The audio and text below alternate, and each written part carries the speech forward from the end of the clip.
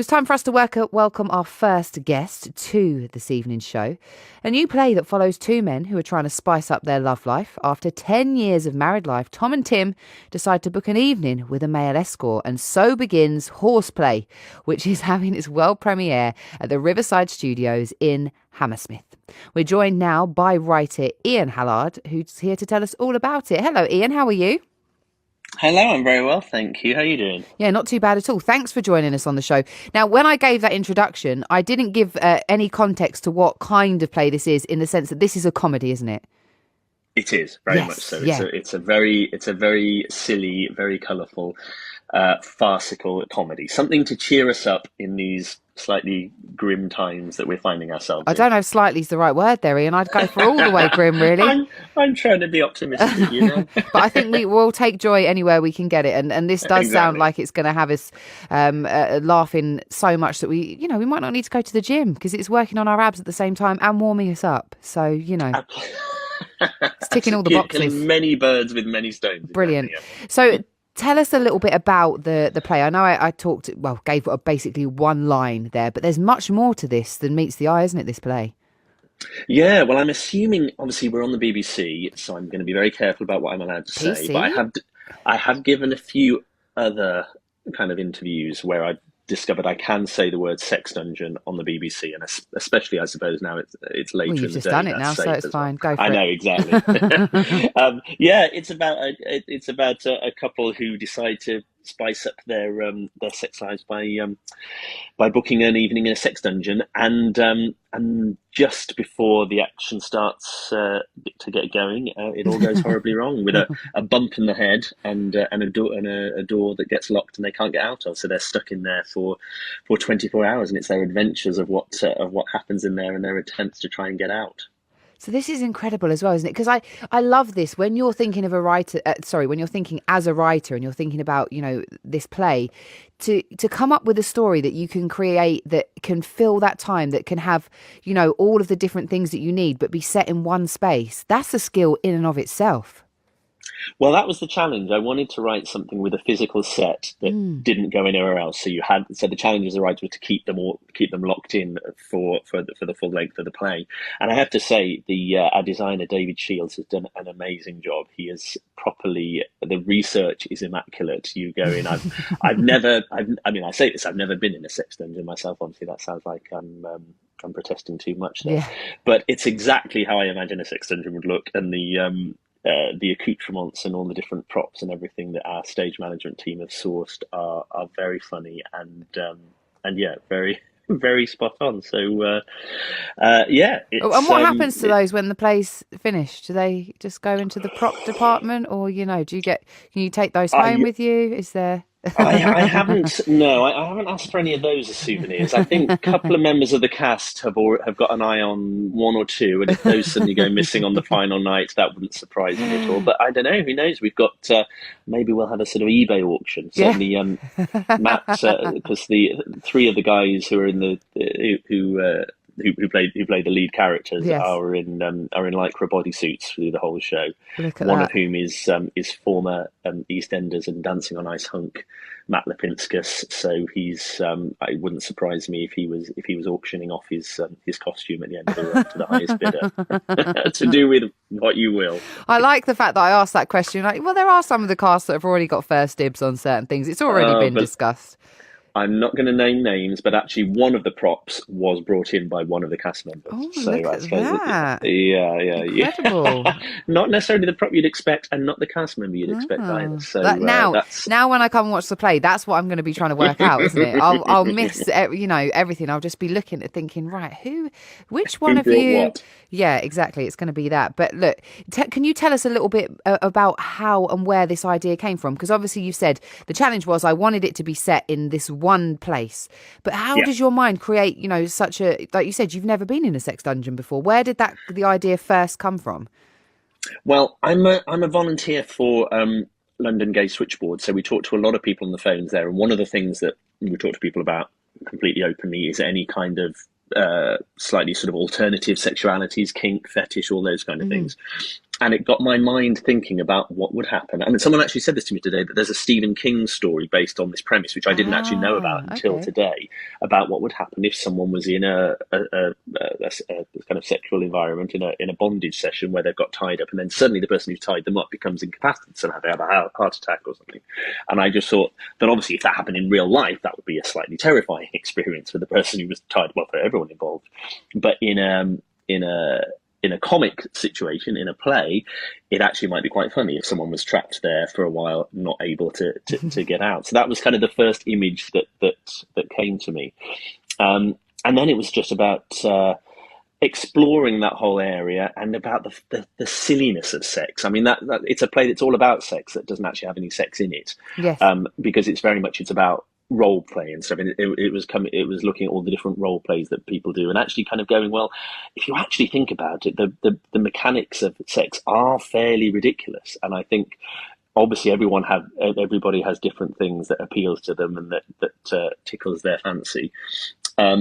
And if you stand back and look at it rationally, you can think, God, that is really absurd. That is the thing that gets people going.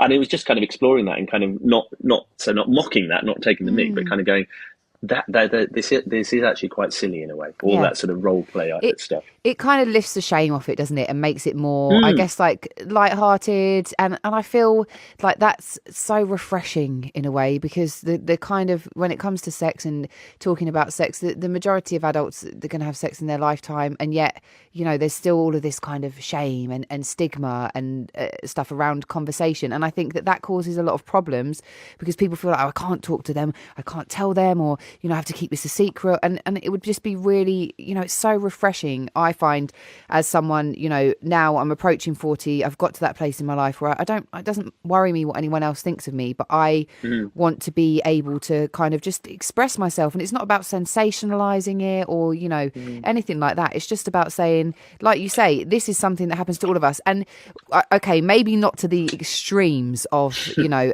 getting trapped in a sex dungeon, but I have a show which is called In Bed with Claira, and I talk to people about, you know, sex and relationships, and I ask them about the most embarrassing things that have happened to them in the bedroom, and some of the stories that they have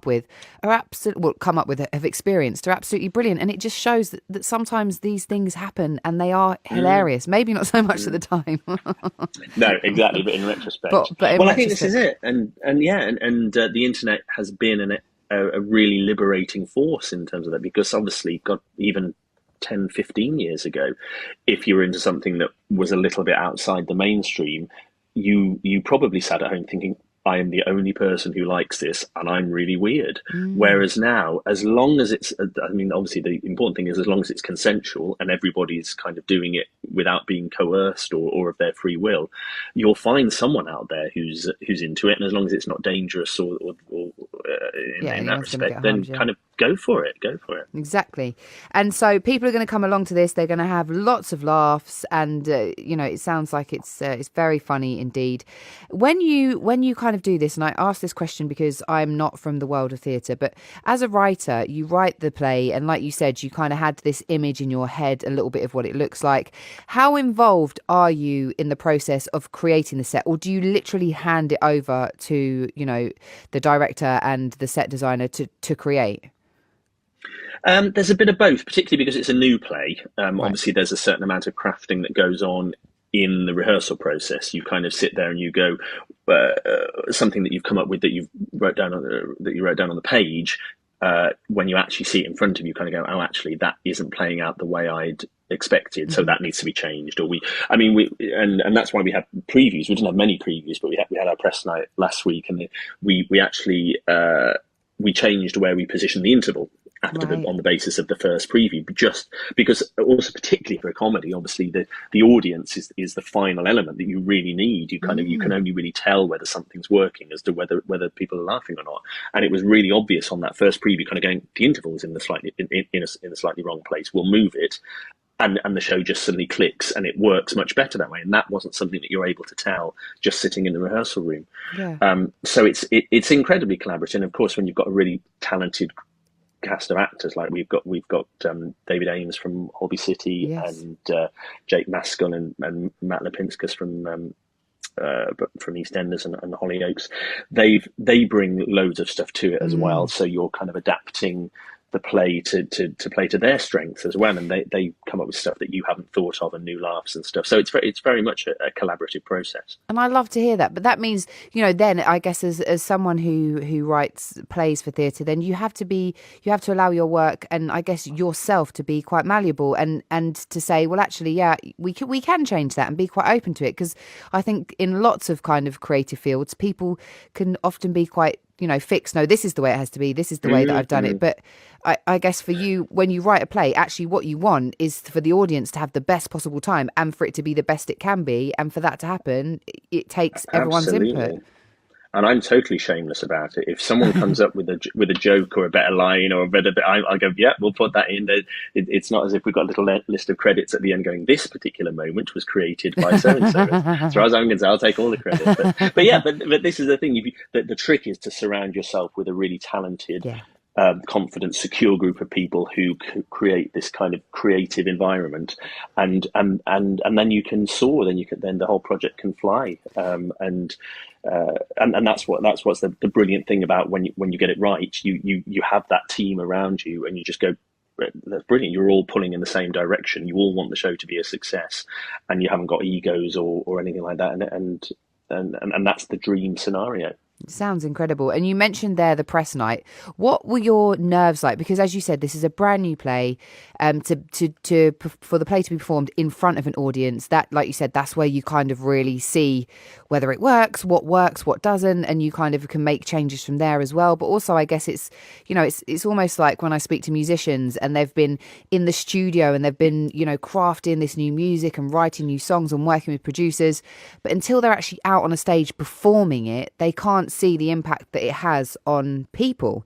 And so that's a very different kind of beast, I guess. So what was it like? Did you get quite nervous or? Oh God, yeah, absolutely. And especially because it's a comedy. I mean, comedy is incredibly subjective. I mean, it's although it's set in a dungeon, it's a silly, colourful, farcical play. It's not this kind of angsty, driven thing in that respect. And of course, comedy is brutal. If you're trying to write a serious piece of drama or a serious piece of music or anything like that, there's no immediate obvious way of telling whether it's succeeded. People might give you feedback later, whereas in a comedy, if people aren't laughing, it isn't working. So that's the really scary bit. And especially we had an amazing kind of group of people, celebrities and VIPs coming on press night, like Paul O'Grady and Harriet Thorpe, great kind of comic actors with years of experience behind them, and then other actors like David Tennant and Elliot Levy, and comedians like Aisling Bea and Richard Osman and Ingrid Oliver, who you kind of go, God, not only are this isn't just your bog standard audience, these are people who know their stuff. Comedy royalty. Exactly, that's right. So thankfully, they all enjoyed it, and they said nice things and said they loved it. So that was reassuring, and hopefully they were telling the truth. I think they were. Incredible. I have no doubt that they were telling the truth. And so the play is on from the 24th of September. So what happens now between now and the 24th of September? If you've had the...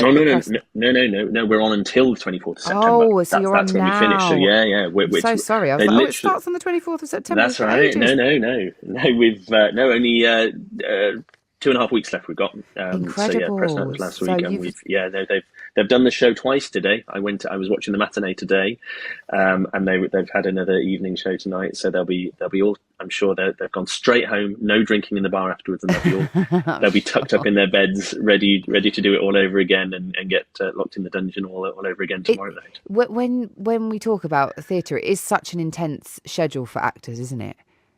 Yeah. It's relentless, and of course, because of the nature of the thing, the three of the actors are on stage the whole time. There's no of course you're locked in a dungeon. They get the interval off, so they get a little bit of a pause there, and they get to go and put their feet up there. But yeah, no, it's hard work, but equally it's not going down the pit. No, I always no. say that as an actor, and I feel like I can say that as an actor myself as well. I mean, Yeah. I'm not just being disparaging about actors generally. It's like, no, it's just not hard work. It's hard work for me to write the play, but for you, it's easy. All my work's done now. I just sit back and watch it and Yeah, go along and exactly. have a chuckle with mates now. Yeah, Yeah, so that's perfect. And it must be lovely to be able to do that and actually be like, right, okay, it's running, we're in the mix now, everything's good, everything's in its flow, and we're here. Because yeah, can yeah. I just ask, when did you write the play? Like, how long does it take from writing to actually seeing it, in as a full production? Well, I actually wrote this ironically during the first lockdown. Right. So I wrote it at a time when we were all thinking, well, we hope theatres will reopen and everything will come back, but nobody really knew. Mm. And yeah, I mean, I've said this a few times. Why, when we were locked up in lockdown and I was in the house with my husband and the dog in the same room together, I decided to write a play about a middle-aged gay couple locked in a room together. I don't know.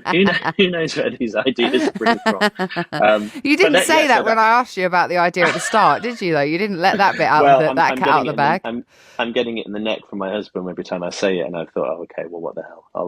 I'll mention it anyway. People are going to just start questioning your sex life and saying, "Hey, if you've got a secret door somewhere, they'll start coming around your house and knocking on your bookshelves and just to see if there's a dungeon there somewhere." Look, it's been so lovely to talk to you, honestly, and the play sounds incredible. Hopefully, I can make it down because it sounds like a real bag of laughs, which is right up my street. Yeah, let us know. That's lovely. Yeah, we're at Hammersmith at the Riverside Studios until the 24th of September. So yeah, it would be lovely to see you down there. Brilliant. Thank you so much for joining us, Ian. It's been lovely to Pleasure, talk to you. Claira. Thank you. Thanks. Take Bye. care.